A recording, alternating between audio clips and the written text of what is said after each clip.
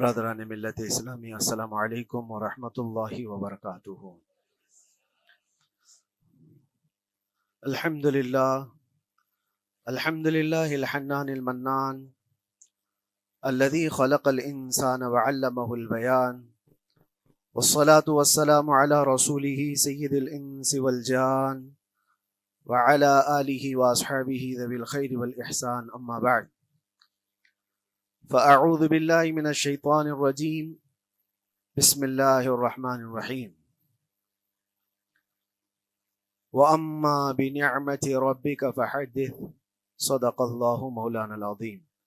بارگاہ رسالت مآب صلی اللہ علیہ وسلم میں درود پاک کا ہدیہ پیش کریں۔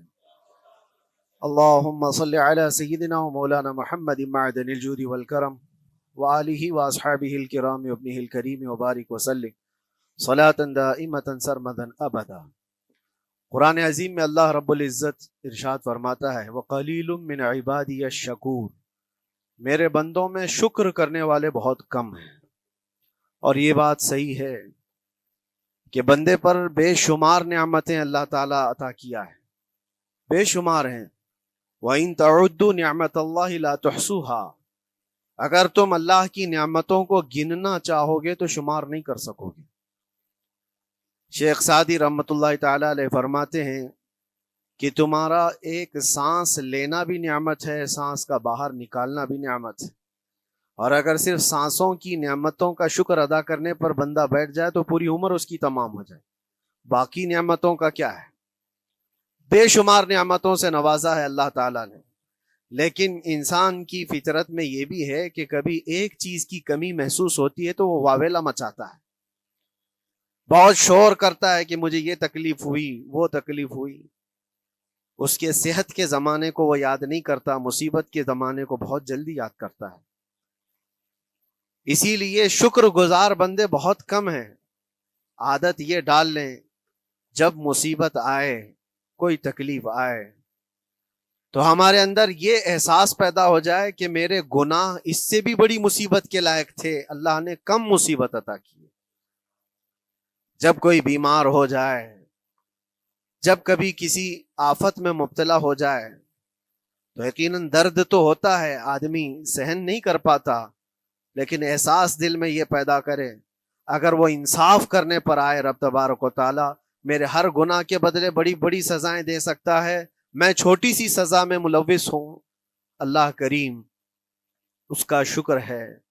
اسی طرح سے میرے عزیزو، ایک بات میں آپ کو بتاتا ہوں، خاص طور پر ہمارے قید کے زمانے میں بہت سارے ایسے قیدی جیل کے اندر جانے کے بعد ان کے حالات ایسے ہو جاتے ہیں، وہ نا امید اور مایوس ہو کر کفریہ جملے بکنے لگ جاتے ہیں۔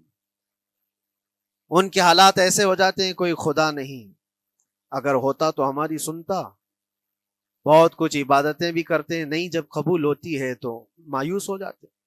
تو یہ تو اندر کے حالات ہیں، باہر بھی کسی کے ساتھ ایسا ہو سکتا ہے۔ میں تو 10 سال سے دعا کر رہا ہوں، اولاد ہی نہیں ہوئی، کوئی یہ کہتا ہے۔ شادی ہو گئی، 10 سال ہو گئے، بچے نہیں ہو رہے ہیں۔ کوئی یہ کہتا ہے کہ میری بیٹی کا رشتہ ہی نہیں ہو رہا، ہر وظیفہ کر لیا، ہر دعا کر لیا، پھر یہاں سے نا امیدی، نا شکری۔ یہ جملے انسان کو کہاں تک پہنچا دیتے ہیں۔ ایک بات میں آپ کو بتاؤں، مولا علی کرم اللہ وجہہ الکریم کی یہ حکمت بھری بات ہے۔ ارشاد فرماتے ہیں جب کبھی مصیبت آئے اللہ کی طرف سے تو یہ امتحان ہے یا سزا ہے، کیسے پتا چلے؟ ظاہر سی بات ہے، ہر کوئی یہ کہتا ہے یہ تو اللہ کی طرف سے امتحان ہے، آزمائش۔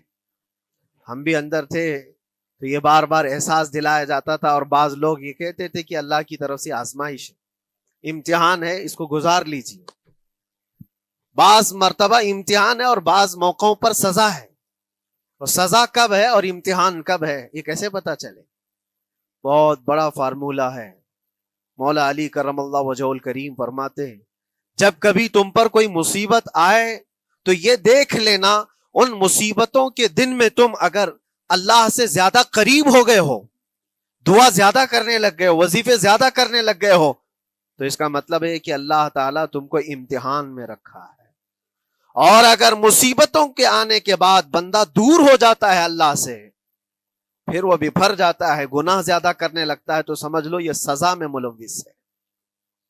اب سب کی زندگی میں یہ مصیبتیں جب آتی ہیں تو خود اپنے آپ کو ریئلائز کرے، احساس کر کے دیکھے کہ مصیبت آئی ہے تو میرے ہاتھ میں تسبیح آ گئی یا پھر گالی گلوچ، مصیبت یا آفت آئی ہے میرے گھر پر تو میں عبادت اور نماز کی طرف زیادہ جا رہا ہوں یا پھر عیش و عشرت کی طرف زیادہ جا رہا ہوں، تو تمہیں خود پتا چل جائے گا کہ تم اللہ کی طرف سے امتحان میں ہو یا پھر سزا میں ہو۔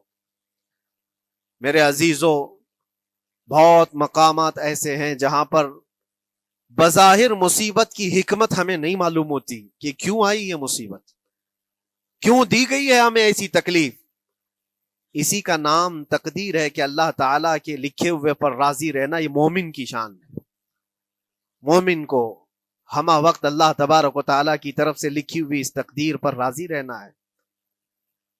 آپ کو میں ایک بات بتا دوں، حضرت ابو جندل ایک صحابی ہیں، مکہ مکرمہ میں ایمان لائے، رسول پاک صلی اللہ تعالی علیہ وسلم جب ابھی مکہ میں تھے، اس وقت غریب صحابہ کو کفار مکہ، مشرکین مکہ کس طرح سے پکڑ کر مارتے تھے، کیسے کیسی سزائیں دیا کرتے تھے۔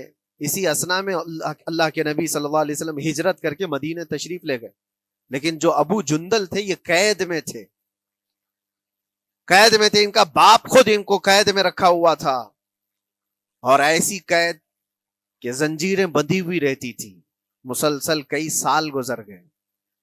حضور پاک صلی اللہ تعالی علیہ وسلم کی ہجرت کے 6 سال گزر جانے کے بعد 7واں سال تھا جب آپ کو بتاؤں حدیبیہ کا وہ منظر پیش آیا جس کو صلح حدیبیہ کہا جاتا ہے۔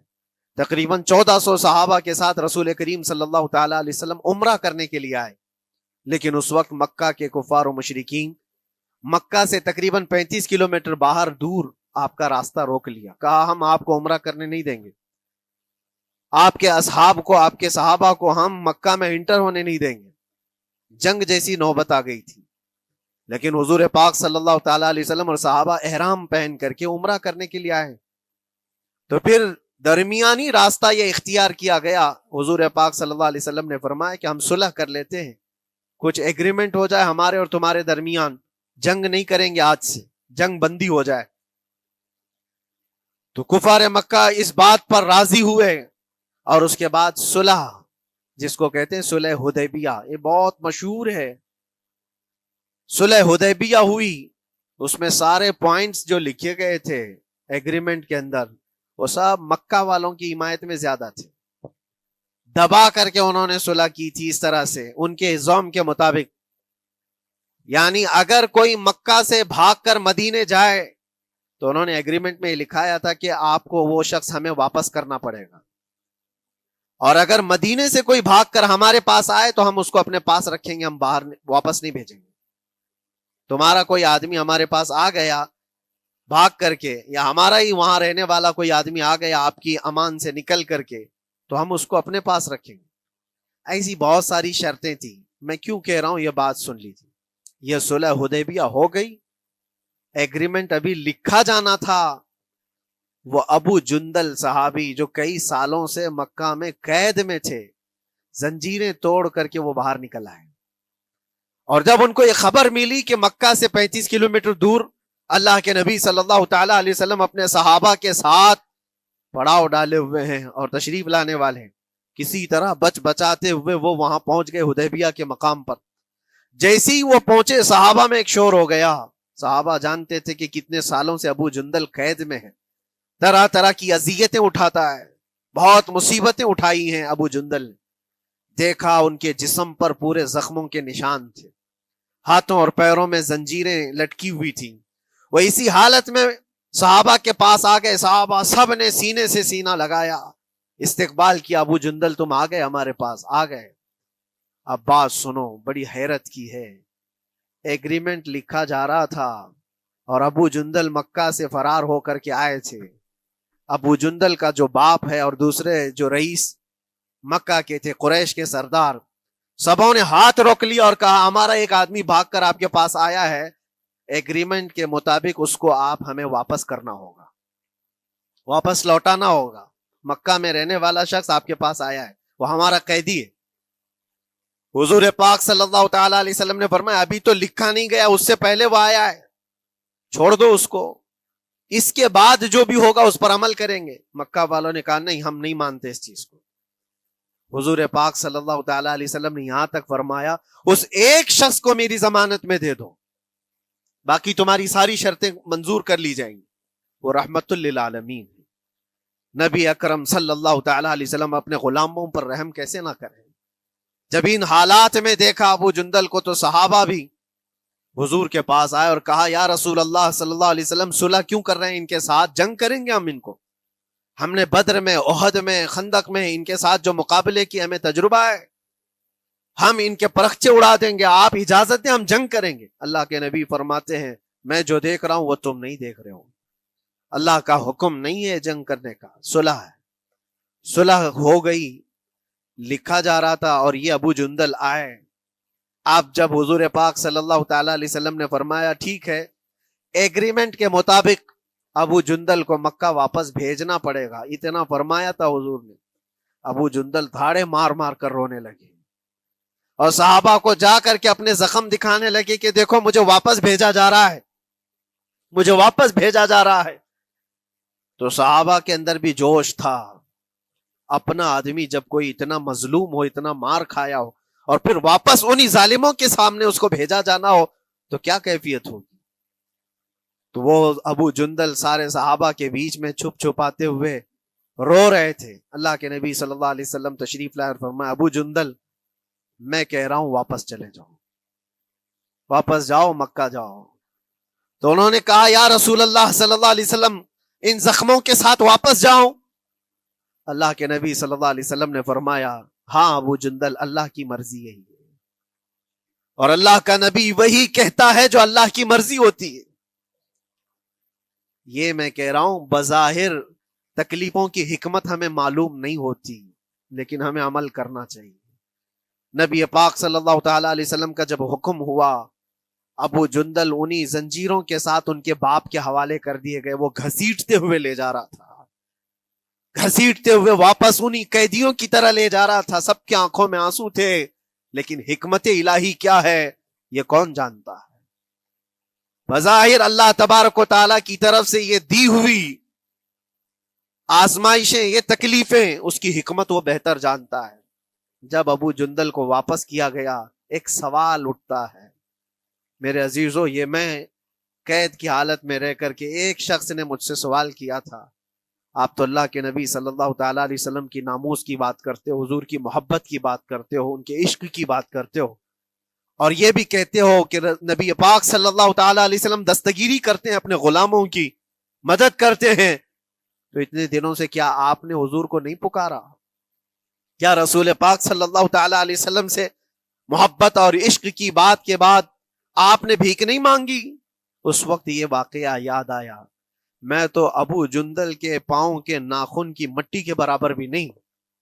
وہ صحابی رسول تقریباً ان کے متعلق کہا گیا ہے 6 سے 8 سال تک وہ ان کی قید میں رہے، تو کیا رسول پاک صلی اللہ علیہ وسلم کو خبر نہیں تھی؟ خبر تھی، لیکن ہوتا ایسا ہے کہ جو جتنی محبت کرتا ہے اتنے ہی امتحانوں سے گزارا بھی جاتا ہے، اس کو امتحان دینے پڑتے ہیں۔ اسی لیے بار بار میں یہ بات کہتا ہوں، حضور پاک صلی اللہ تعالی علیہ وسلم کی ناموس کی بات کرنا، عظمت رسالت کی بات کرنا، یہ حلوے پراٹھے کھانے کا نام نہیں ہے، یہ شہادت گہے الفت میں ہے قدم رکھنا۔ لوگ آسان سمجھتے ہیں مسلمان ہونا، حضور پاک صلی اللہ تعالی علیہ وسلم کی شریعت طاہرہ کو بچانے کے لیے ہی تو، حضور کی ناموس کی حفاظت کے لیے ہی تو مولا امام حسین نے اپنی گردن دے دی، اپنے بچوں کی قربانی دے دی، اپنا عیش آرام سب تیاگ دیا۔ یہ ساری قربانیوں کے بعد ہی اس امتحان سے بندہ نکلتا ہے۔ وہ امام احمد بن حنبل جن کے سینے میں 5 لاکھ حدیثیں محفوظ تھیں، رسول پاک صلی اللہ علیہ وسلم کی 5 لاکھ حدیثوں کے حافظ، لیکن بغداد کے ظالم حکمرانوں نے ان کو ننگی پیٹھ پر کوڑے مارے ہیں، پہلی مرتبہ 100 کوڑے، دوسری مرتبہ پھر 100 کوڑے، تیسری مرتبہ پھر 100 کوڑے، اتنے میں تو آدمی مر جاتا ہے۔ امام احمد بن حنبل کی پیٹھ جھک گئی تھی۔ میرے عزیزو، یہی ہے جس کو ہم کہہ رہے شہادت گہے الفت میں ہے قدم رکھنا۔ اگر تم سچا ایمان رکھتے ہو تو پھر آزمائش بھی ہوگی، اللہ کریم قرآن میں فرماتا ہے وَلَيَعْلَمَنَّ اللَّهُ الَّذِينَ صَدَقُوا وَلَيَعْلَمَنَّ الْكَاذِبِينَ، اللہ تبارک و تعالیٰ ضرور آزمائے گا سچا کون ہے اور جھوٹا کون ہے۔ مصیبتیں آئیں گی، آندھیاں آئیں گی، لیکن جمے رہو، ڈٹے رہو، اللہ رب العزت سے کبھی بھی اپنا رشتہ نہ توڑو، اور جو تمہارے اندر ایمان ہے، توکل اور یقین ہے، ذرا برابر بھی فرق آنے نہ پائے۔ آج نہیں قبول ہوئی کل ہوگی، کل نہیں قبول ہوئی پرسوں ہوگی، کبھی نہ کبھی تو دعا قبول ہوگی۔ دنیا داروں کے دروازے کھٹکھٹاتے ہیں تو ایک نہ ایک دن دروازہ کھلتا ہے، وہ ارحم الراحمین ہے، وہ ارحم الراحمین ہے، دروازے کھولتا ہے، لیکن وہ بہتر جانتا ہے کس وقت دروازہ کھلنا چاہیے۔ ہم اپنی مرضی کے مطابق رب کو نہیں چلا سکتے، مولا تعالیٰ جیسا چاہے ہمیں ویسا چلنا چاہیے۔ ایک بات اور میں بتا دوں سید، یہ تو دوسرے لوگوں کی بات ہے جس میں ہمارے قصور ہیں، ہمارے جرم ہیں، ہمارے گناہ ہیں، جس کی وجہ سے مصیبتیں آئیں گی، لیکن اللہ کے نبی کا کوئی گناہ نہیں ہوتا۔ جو نبی ہوتے ہیں وہ معصوم ہوتے ہیں۔ سیدنا یوسف علیہ الصلاۃ والتسلیم اللہ کے نبی، اللہ کے نبی ابراہیم علیہ السلام کے بیٹے اسحاق علیہ السلام، اسحاق علیہ السلام کے بیٹے یعقوب علیہ السلام، یعقوب علیہ السلام کے بیٹے یوسف علیہ السلام، جن کی نسل میں انبیاء کرام، جو پورا خاندان نبوت کا ہے، وہ یوسف علیہ السلام کن کن مقامات سے گزارے گئے۔ پہلے بھائیوں نے کنویں میں پھینک دیا، اور اس کے بعد اس زہریلے کنویں سے وہ نکالے گئے۔ جنگل میں کوئی نہیں تھا جب ان کے بھائیوں نے کنویں میں پھینکا تھا۔ اس وقت ایک قافلہ جا رہا تھا، انہوں نے ڈول ڈال کر کے نکال لیا اور پھر لے کر کے گئے۔ یہاں سے کنویں سے تو نکالے، لیکن آگے کی زندگی کیا ہے؟ مصر کے بازار میں لے جا کر قافلے والوں نے بیچ دیا۔ یوسف علیہ السلام پھر خریدے گئے، کس کے ہاں؟ عزیز مصر، بادشاہ مصر کے گھر میں، اور وہاں پر زلیخا آپ پر فدا ہوئی۔ پھر آپ پر الزام بھی لگایا گیا، اور اس الزام کی بنیاد پر آپ کو جیل بھیجا گیا۔ اللہ کے نبی کے دامن پر پیوند تو ہو سکتا ہے، دھبا نہیں ہوتا۔ کسی گناہ کا تصور بھی وہ نہیں کرتے، وہ معصوم ہوتے ہیں، لیکن بغیر کسی قصور کے، بغیر کسی جرم کے آپ کو جیل بھیجا گیا۔ یوسف علیہ الصلاۃ والتسلیم جیل جب گئے، وہ نبی ہو کر کے، اور اس کے بعد دن کٹتے رہے۔ دن کیسے؟ ہفتے، ہفتے کیا مہینے، مہینے کیا سال۔ یوسف علیہ الصلاۃ والتسلیم کے 7 سال گزر گئے۔ جب کبھی کسی انوسینٹ کو، بے قصور آدمی کو تکلیف دی جاتی ہے تو اس کو احساس زیادہ ہوتا ہے، اور جرم کی وجہ سے جب کوئی تکلیف میں آتا ہے تو کمپرومائز کر لیتا ہے، میں ایسا غلطی کیا تھا، مجھے یہ جھیلنا پڑ رہا ہے۔ لیکن جس کا جرم ہی نہیں، نہ کردہ گناہ کی سزا جب دی جاتی ہے، بندہ بہت بکھر جاتا ہے، ٹوٹ جاتا ہے۔ لیکن وہ اللہ کے نبی تھے، توکل کیسا تھا، یقین کیسا تھا، صبر کے ساتھ نکالے۔ لیکن ایک بہت پیاری بات ہمیں ملتی ہے میرے عزیزوں، وہاں قیدی اور بھی تھے، اور یوسف علیہ السلام کو اللہ تعالیٰ نے ایک معجزہ عطا کیا تھا۔ وہ خوابوں کی تعبیر سچی سچی بتاتے تھے۔ خواب کی تعبیر ہوا کرتی ہے، جو بھی خواب دیکھتا ہے آدمی، اس میں اشارہ ہوتا ہے اللہ کی طرف سے۔ تو 2 قیدیوں نے خواب دیکھا تھا، یہ قرآن پاک کے سورہ یوسف میں پورا موجود ہے، 12ویں پارے میں۔ 2 قیدیوں نے خواب دیکھا، اپنا اپنا خواب انہوں نے بیان کیا یوسف علیہ السلام کو۔ ایک قیدی نے دیکھا کہ وہ سر پر روٹیاں رکھ کر کے لے جا رہا ہے اور پرندے نوچ نوچ کر کھا رہے ہیں۔ دوسرے نے دیکھا کہ وہ انگوروں کو نچوڑ کر کے اس کے رس پی رہا ہے۔ تو انہوں نے بتایا یوسف علیہ السلام کے پاس، ایسا ایسا ہم نے خواب دیکھا ہے، اس کی تعبیر کیا ہو سکتی ہے؟ سیدنا یوسف علیہ السلام فرماتے ہیں، میں دونوں کے خواب کی تعبیر بتاؤں گا، لیکن اس میں سے ایک بندہ، اس سے آپ نے کہا تو وعدہ کر کے میرا بھی کام کرے گا، میرا بھی ایک کام ہے، تو کرے گا۔ 7 سال گزر گئے تھے، جو بادشاہ مصر تھا وہ بھی بدل چکا تھا، جس نے قید میں ڈالا تھا وہ ختم ہو گیا، دوسرا آیا، تیسرا آیا، جو بھی آیا، لیکن حکومت بدلی ہوئی تھی۔ تو خواب کی تعبیر بتانے سے پہلے ایک قیدی سے یوسف علیہ السلام نے کہا کہ میرا کام تو کرے گا؟ اس نے کہا ہاں، آپ جو کہیں گے میں کروں گا۔ تو سنو، تعبیر یہ ہے، جس کے سر پر روٹیاں رکھی ہوئی اور کوے کھا رہے تھے یا پرندے کھا رہے تھے، اس کی تعبیر یہ ہے کہ ان قریب تجھ کو موت کی سزا سنائی جائے گی۔ وہ غمگین تھا۔ دوسرے سے کہا تو انگور کے رس نچوڑ کر پی رہا تھا، تیرے خواب کی تعبیر یہ ہے کہ ان قریب تجھ کو رہا کر دیا جائے گا۔ تو آزاد ہوگا، اور تجھ سے ہی میرا کام یہ ہے کہ آزاد ہو کر جائے گا تو تو موجودہ وقت کے جو بادشاہ ہے شاید اس کی فوج میں شامل ہو جائے یا اس کے سپاہیوں میں وزیروں میں، تو میری یہ بات اس تک پہنچا دینا، پچھلے 7 سالوں سے بے گناہ بے قصور ایک قیدی اندر ہے، اس کو آزاد کر دیا جائے، اس کو آزاد کر دیا جائے۔ اس نے کہا بالکل، اگر میں چھوٹا تو آپ کا یہ کام ضرور کروں گا۔ سنیے بات، چند دن نہیں گزرے تھے کہ اس ایک قیدی کو موت کی سزا ہو گئی، اس کو موت کی سزا سنائی گئی اور پھانسی ہو گئی۔ دوسرا یہ جو قیدی جس کو آپ نے رہائی کی خوشخبری دی تھی، اس کی بھی رہائی کی خوشخبری آ گئی، وہ آزاد ہو گیا۔ لیکن قرآن پاک میں ہے آزاد ہو کر جب جاتا ہے آدمی تو پچھلا بھول جاتا ہے، اکثر ایسا ہی ہوتا ہے۔ کیا جیل کے دوست کون تھے کیا تھے کچھ پتا نہیں، اور آدمی تو یہ سوچتا ہے دوبارہ کبھی ادھر کے دروازے کو بھی نہ دیکھو، آیا اور بھول گیا۔ یوسف علیہ السلام نے جو کام دیا تھا وہ بھول گیا، یہاں تک کہ قرآن میں اللہ فرماتا کئی سال گزر گئے، 1-2 دن نہیں سالوں گزر گئے، اور وہ بادشاہ کی فوج میں شامل تھا یا بادشاہ کے مصاحبین میں شامل تھا، قریبی لوگوں میں۔ ایک زمانے کے بعد مدت ہوئی، اور اس وقت سوچیے آپ کتنا وقت حضرت یوسف علیہ السلام نے کاٹا ہوگا۔ ایک دن آپ بے اختیار رو پڑے اللہ کی بارگاہ میں۔ یہ میں آپ کو بتا رہا ہوں، کبھی کبھار انسانی فطرت کا تقاضا ہے، اللہ تبارک و تعالیٰ کی بارگاہ میں رو پڑے اور کہا اے رب العالمین، اے ارحم الراحمین، یہ دن کب ختم ہوں گے؟